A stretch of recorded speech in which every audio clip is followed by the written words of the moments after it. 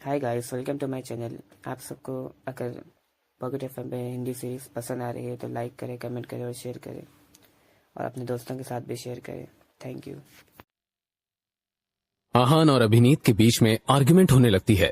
तब अभिनीत का दोस्त वासु वहां आता है और आहान को ह्यूमिलिएट करने लगता है। हिमानी से करारा जवाब मिलने के बाद वो लोग वहां से चले जाते हैं। वासु कहता है कि उसके डैड, जो नॉर्थ ईस्ट वॉर अलायंस के हेड हैं, वो मनाली आने वाले हैं। तब मिहिर को लगता है कि उनकी मदद से वो आहान से बदला ले पाएंगे। हिमानी और आहान बार से बाहर चले जाते हैं और हिमानी आहान को किस करती है। हिमानी जब आहान से दूर होती है तब आहान हैरान हो जाता है। उसे अचानक से शनाया याद आती है। आहान बहुत गिल्टी फील करता है और डिसाइड करता है कि वो शनाया से मिलने जाएगा। आहान को ऐसे देखकर हिमानी भी बहुत एम्बैरेस फील कर रही थी।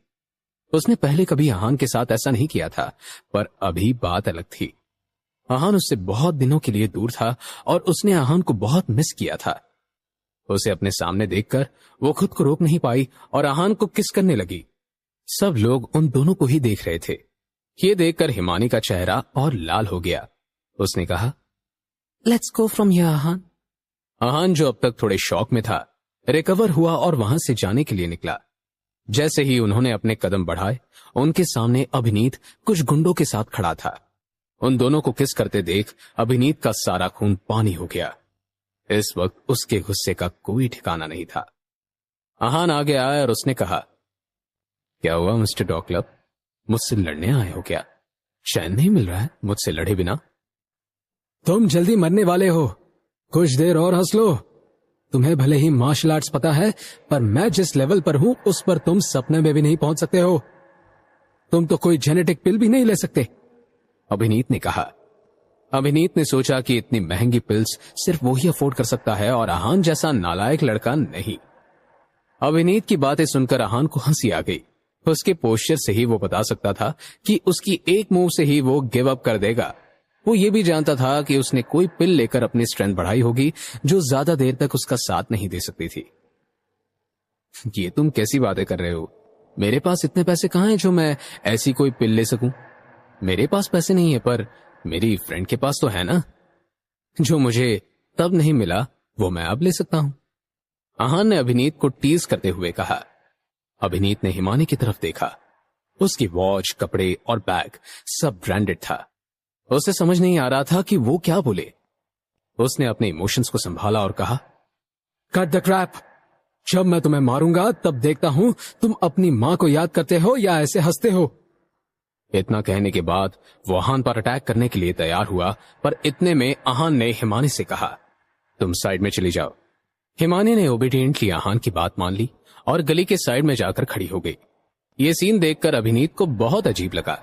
वो उस पर अटैक करने के लिए तैयार हो रहा था। इस बीच आहान हिमानी से बात कर रहा था। क्या उसे डर नहीं लग रहा था? अभिनीत ने अपने हाथ की उंगलियों से हुक बनाया और आहान के गले पर एम किया।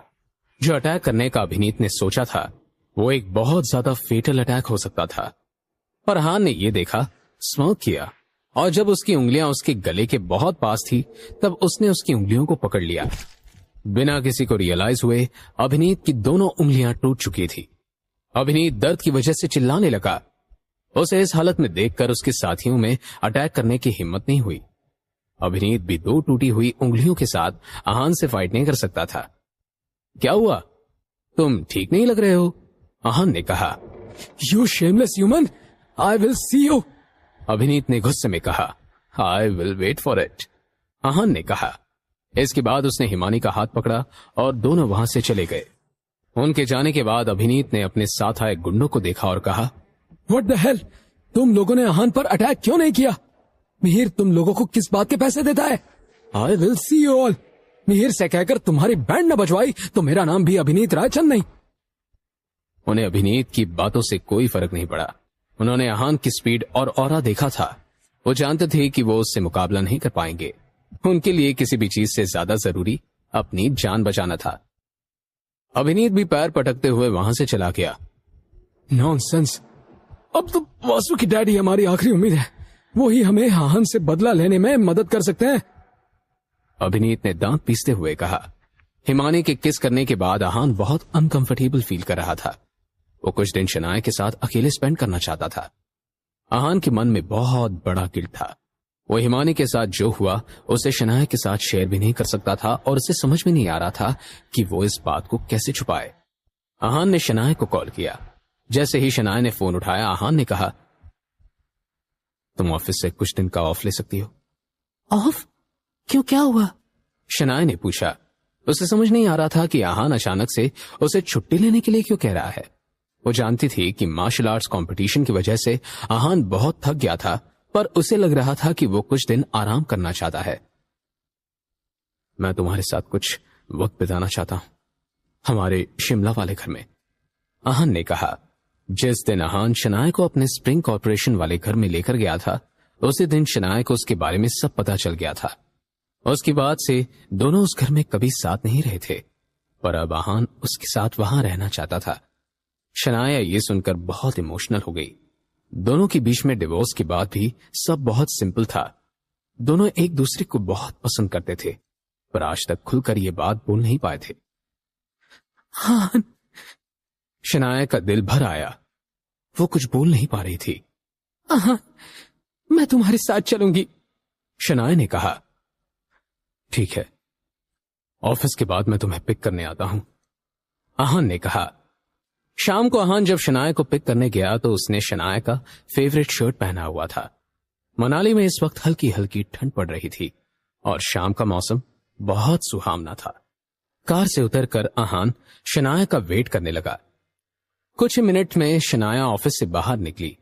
उसने ब्लैक कलर का बिजनेस सूट पहना हुआ था और उसके चेहरे पर थकान साफ नजर आ रही थी। पर जैसे ही उसने आहान को देखा, उसके चेहरे पर चमक आ गई और भागकर आहान से लिपट गई। I missed you so much Aahan, Shanaya ने कहा।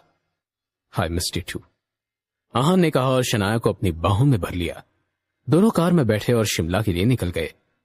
रास्ते में आहान ने शनाया का हाथ कसकर पकड़ा और कहा, शनाया, तुम मुझ पर भरोसा करती हो ना? शनाया अचानक से आए इस सवाल की वजह से हैरान हो गई। वो आहान के बारे में रोज कुछ नया सीखती थी। जब से उन दोनों की शादी हुई थी, वो रोज आहान के बारे में कुछ नया समझ पाती थी।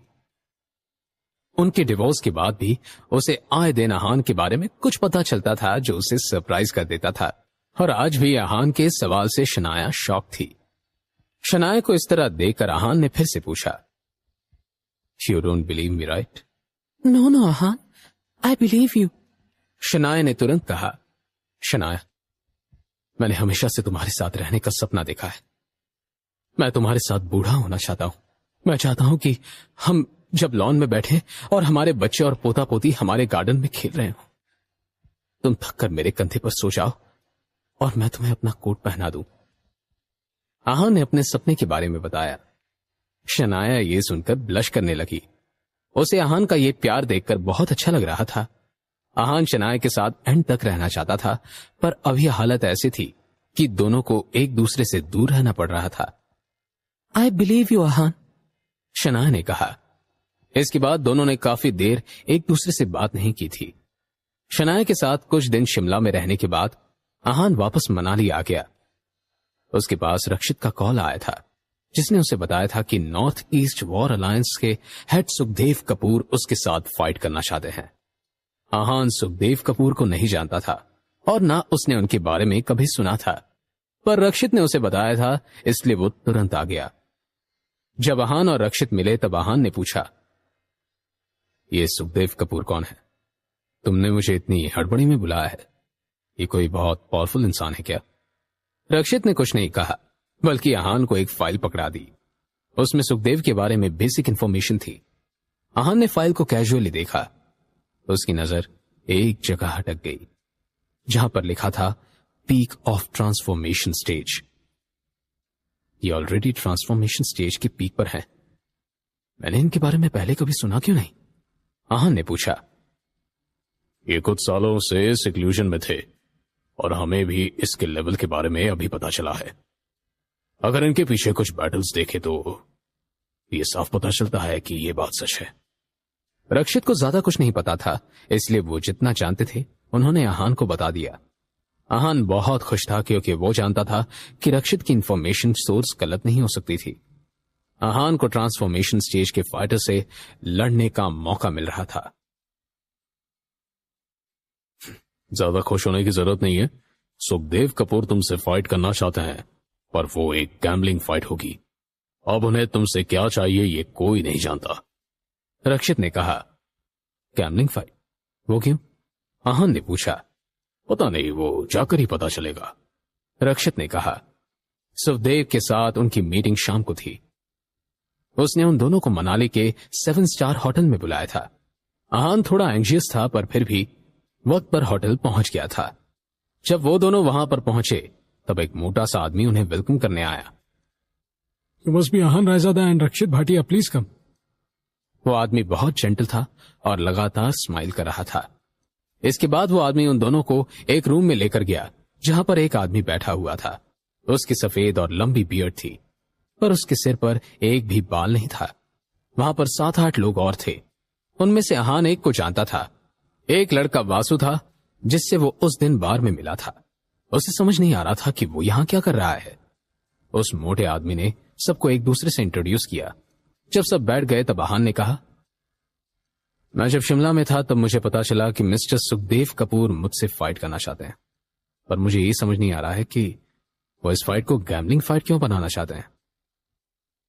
मिस्टर आहान, आपको ज्यादा सोचने की जरूरत नहीं है। ये तो बस एंटरटेनमेंट बढ़ाने के लिए है। उस आदमी ने कहा। जिस तरह से वो आदमी ये बात बोल रहा था, आहान को शक हुआ कि सब जितना सिंपल दिख रहा है उतना सिंपल है नहीं।